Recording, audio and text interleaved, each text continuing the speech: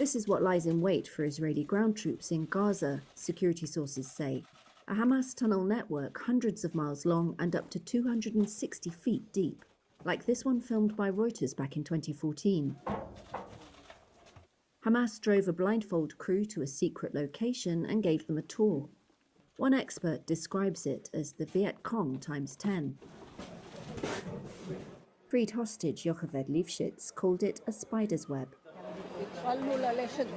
We started walking in the tunnels where the earth was moist and it was always humid.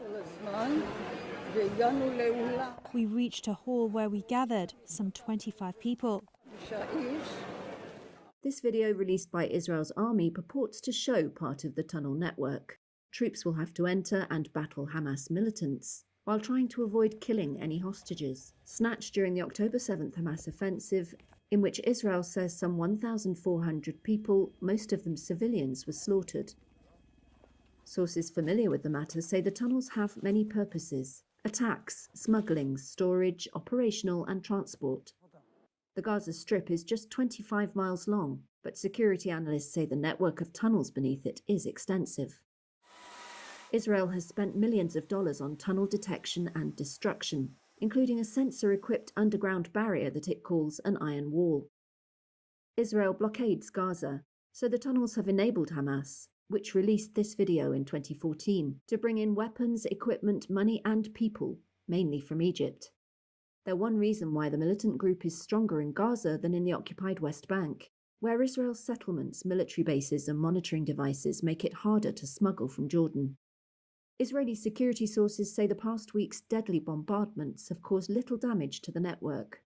Hamas naval commandos launched this seaborne attack targeting Ashkelon, for example.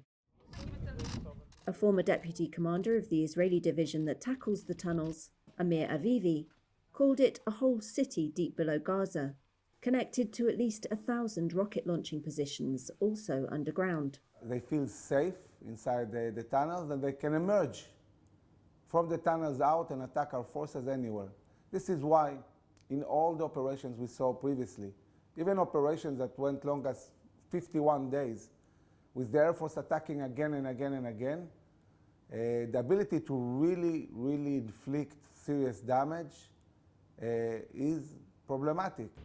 Israel enjoys overwhelming military superiority, but Hamas will seek to undermine that by forcing soldiers to move underground, in cramped spaces the militants know well.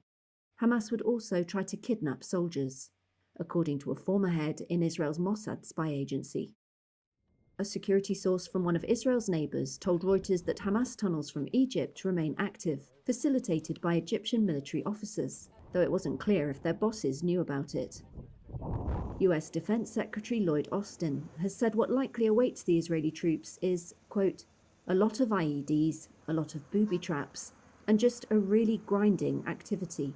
Maybe worse, he said, than Iraq's 9-month battle to retake Mosul from Islamic State.